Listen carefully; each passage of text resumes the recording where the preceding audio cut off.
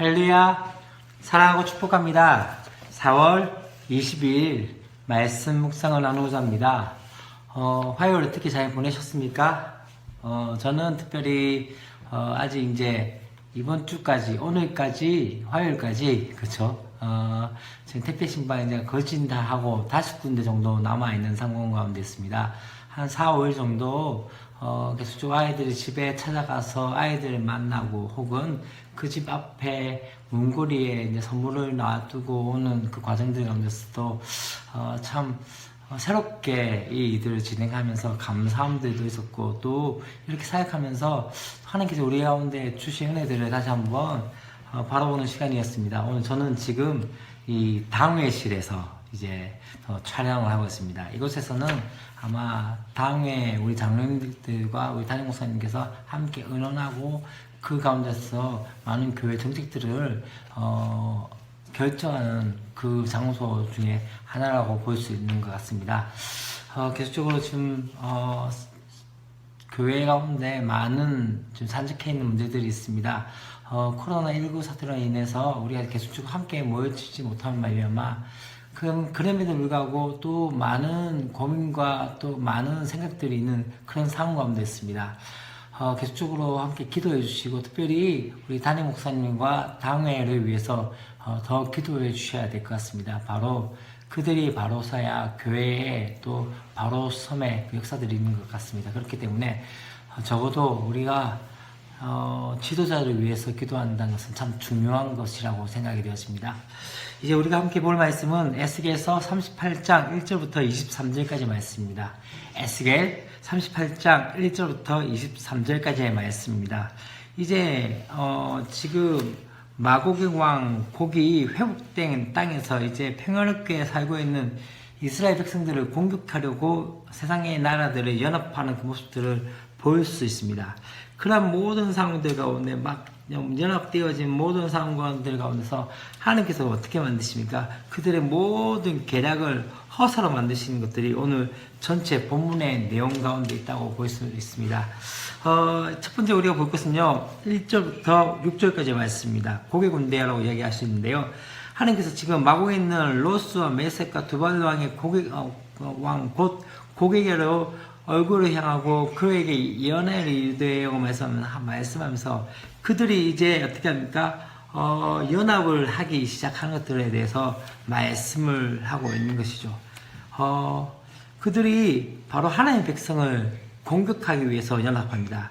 자기 백성과 영원히 함께 거하시고 번성하게 했다는 그 약속을 지키신 하나님의 그 약속 앞에 이 대적 가운데서 하나님께서 어떻게 하십니까? 맞서 싸우는 그 모습들이 1절부터 뒤에까지 전체적으로 나오겠지만 6절까지의 말씀 가운데는 그들이 연합의 모습들을 보게 되어집니다.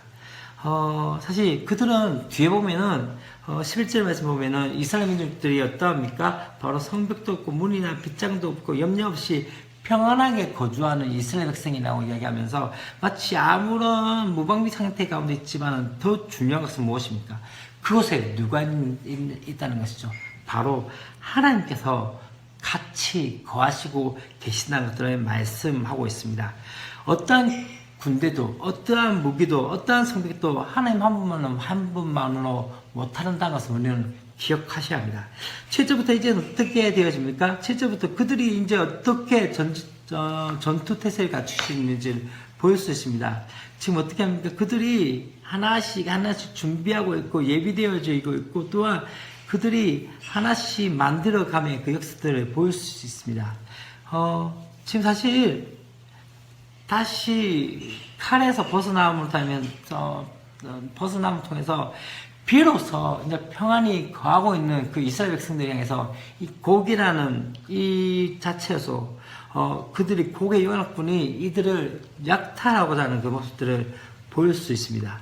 그럼 참 중요한 것 중에 하나는요. 그럼에도 불구하고 하나님께서 어떻게 하십니까? 그들이 자랑하는 칼을 어떻게 합니까? 한 산의 모음을 통해서 모든 재앙으로 다시 한번 그들을 심판하는 그 하나님의 역사를 보일 수 있습니다. 여러분 참 우리 가운데 세상의 많은 문화들이 또 세상의 많은 상황들이 또 세상의 많은 현실들이 하나님을 대적하고 하나님의 문화를 대적하고 있고 또 하나님의 나라의 백성의 삶들을 대적하고 있음에도 불구하고 한 가지 중요한 건 무엇입니까? 분명한 것은요, 그렇게 광풍같이 또 우리 가운데 수많은 그런 어려움들이 오지만은 마침내 하나님 나라가, 하나님의 은혜가, 하나님의 역사가 이 모든 것을 이겨내신다는 것을 우리가 보셔야 합니다. 10절부터 16절까지 말씀 가운데서도 그들이 생각하는 많은 것들, 악한 세상의 군대를 모으고 강력한 기세로서 침략해 오게 시작합니다. 그러나 중요한 것은요, 이 모든 일이 하나님의 뜻 가운데 있다는 것을 보셔야 하시죠. 거기 아무리 악한 계획을 가지고 있더라도 그들은 어떻게 해요? 하나님 그것을 어떻게 합니까? 도리어 그들을 심판하는 계획으로 삼으시기 시작합니다. 그래서 어떻게 되어집니까? 뒤에 보면요, 그런 얘기가 나옵니다. 주여의 말씀이란 내가 내 모든 삶 중에서 그를 칠 칼을 부르니 각 사람이 칼로 그 형제를 칠 것이며 또 내가 또 전염병과 피로 그를 심판하며 쏟아지는 폭우와 큰 우박덩이와 불과 유황으로 그와 그 모든 무리와 그와 함께 있는 많은 백성에게 비를 내리듯 하리라. 그러면서 뭘 이야기나 한다면요, 여기서 참 또 중요한 것 중에 하나는요, SBS에서의 말씀 가운데 가장 중요한 것 중에 하나 이것이지 않나 생각했습니다. 이같이 내가 여러 나라의 눈에 내 위대함과 내 거룩함을 나타내어 뒤에 나를 알게 하리니 내가 여호와인지를 그들이 알리라. 이 말씀이 참 중요한 것이라고 생각이 되어집니다. 하나님께서 어떻게 하십니까? 고개 심판 가운데서도 가장 중요한 기준이 무엇이냐면요, 하나님 되심을 나타낸 거, 하나님을 인정하는 역사들이 있게 되어진다는 것이죠. 또 우리가 이제 한 가지 이 말씀에서 중요한 구조를 본다면 바로 11절의 말씀이 아닌가 하는 생각이 들었습니다. 말하기를 내가 평원에 골들어 올라가리라. 성벽도 없고 문이나 빗장이 없어도 염려 없이 다 평안히 거주하는 백성에게 나아가서 라고 이야기하는데, 이 백성이 누구입니까? 바로 회복된 이스라엘 백성입니다. 그들은 평온의 고을이었죠. 그래서 어떻게 합니까? 높은 성벽을 쌓지도 않고 튼튼한 문과 견고한 빗장을 달지 않은 상황 가운데 뒤에 말씀에 참 중요한 것이 있습니다. 여러분, 염려 없이 평안히 거주하고 있다라고 말씀합니다. 여러분, 샬롬이 무엇입니까? 세상에 많은 피스와 복음이 많은 샬롬이 참 다른 것을 아십니까? 세상이 말하는 피스, 다시 말해 평안은 어떤 일이 일어납니까? 그들의 평화를 지키기 위해서 무엇을 하죠? 바로 무기를 만듭니다. 그럼 참 아이러니하지 않습니까? 평화를 지키기 위해서 핵무기를 만들고, 평화를 지키기 위해서 분유를 만들고, 평화를 지키기 위해서 어떠합니까? 더욱더 살상에 대한 이들이 나타난다는 것이죠. 그러나 복음은 뭘 이야기합니까? 오늘 말씀 가운데서 성벽을 쌓지도 않고 문과 빗장도 달지 않은 가운데서도 염려 없이 평안히 거주한다. 다시 말하면 상황과 환경 가운데 이 모든 것들을 이야기한 것이 아니라 더 중요한 것은 뭡니까? 우리 안에 있는 평안을 허락하신다는 것이죠. 지금 오늘 말씀 가운데서도 복음의 평안은, 다시 말하면 샬롬은 이런 환경과 상황을 만들어진 것이 아니라 우리 안에서 주님께서 주시는 그 평안. 그래서 어떻게 말씀하십니까? 평안을 너희에게 끼치노니 세상이 줄 수도 없고 세상이 알 수도 없는 평안이라고 말씀하는 것을 볼 수 있죠. 그래서 어떻게 얘기하십니까? 그것이 바로 복음의 역사로 말미암아 되어지는 것이죠. 왜 그럴까요? 왜 그렇게 할 수 있을까요? 그것은 바로 그들에게 누가 있죠? 믿을 만한 목자가 있고, 또한 무엇보다도 하나님께서 그들 중에 저소를 두고 거주하시기 때문에. 다시 말해 영적 이스라엘, 새 이스라엘 가운데서 중요한 건 무엇입니까? 지금 이 에스겔서의 말씀 가운데서는 이미 성전이 회파되어진 상황이지만은 진짜 중요한 본질적인 성전은 어디에 있다고요? 바로 믿는 예수 그리스도의 나의 구주를 영접한 모든 자들에게 어떤 것입니까? 우리 안에 성령이 내주하심을 통해서 우리 안이 바로 무엇이 되어집니까? 성전, 처소가 되어지는 것을 볼 수 있습니다. 그렇기 때문에 이 모든 상황과 우리 모든 환경 가운데 중요한 것은 뭐냐면 하나님께서 산성이 되어주시고 하나님께서 방패가 되어주시고 하나님께서 그들의 모든 것이 되시기 때문에 안전하다라고 말씀하고 있는 것이죠. 오늘날 교회 가운데 참 중요한 것 중에 하나 이것이 아닌가 생각이 들었습니다. 누구나 드나들 수 있는 열린 공동체가 무엇입니까? 바로 교회가 되어야 됩니다. 교회는 어떠해야 됩니까? 누구나 올 수 있도록, 누구나 받아들일 수 있도록 해야 한다는 것을 말씀하고 있는 거죠.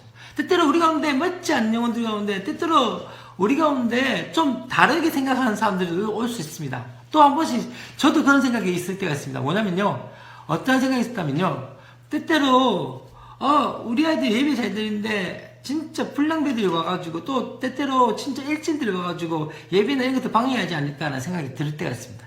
여러분 염려하지 마십시오. 진짜 중요한 건 뭔지 아십니까? 그들이 와서 변화된 것이 바로 교회이고, 그들이 와서 다시 한번 그들 가운데 평안을 누릴 수 있는 것이 교회가 되어야 한다는 것이죠.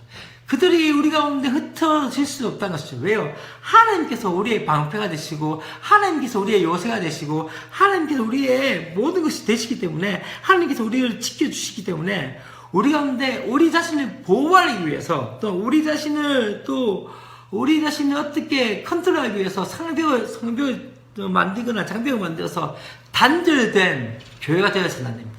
물론 교회가 세상에 그렇게 어쩌면은 타협하면 안 됩니다. 왜요? 거룩한 공동체이기 때문에. 하나님께서 직접 세우신 공동체이고, 또한 하나님께서 직접 이 공동체를 바로 그리스도의 몸이라고 말씀하는 것처럼 정말 존귀한 공동체가 교회입니다. 그러나 더 중요한 것은 무엇입니까? 이 교회가 어디에 있죠? 세상 안에 있습니다. 세상을 변화시키기 위해서 교회를 세우셨음에 대해서 우리는 믿음으로 고백해야 합니다. 다음 세대 가운데서 그렇습니다. 다음 세대의 사역 가운데서 정말 중요한 것은요, 우리 가운데 다음 세대의 문화에 대해서 높은 장벽을 쌓고 그들에게 마치 들어오라고 이야기한 것이 아니라 그들이 마음껏 올 수 있도록 우리의 장벽을 낮추는 것들이 중요하지 않겠나라는 생각이 들었습니다. 그래서 교회는 적어도 누구나 올 수 있는 곳이 되어야 하겠죠. 우리 원양삼위교회가 또한 각 교회들이 그런 역사들이 있었으면 좋겠습니다. 누구나 와서 때때로 우리와 의견 다른 사람들도 와서 그럼에도 불구하고 그들이 평안을 누릴 수 있는 그러한 공동체가 되었으면 좋겠습니다.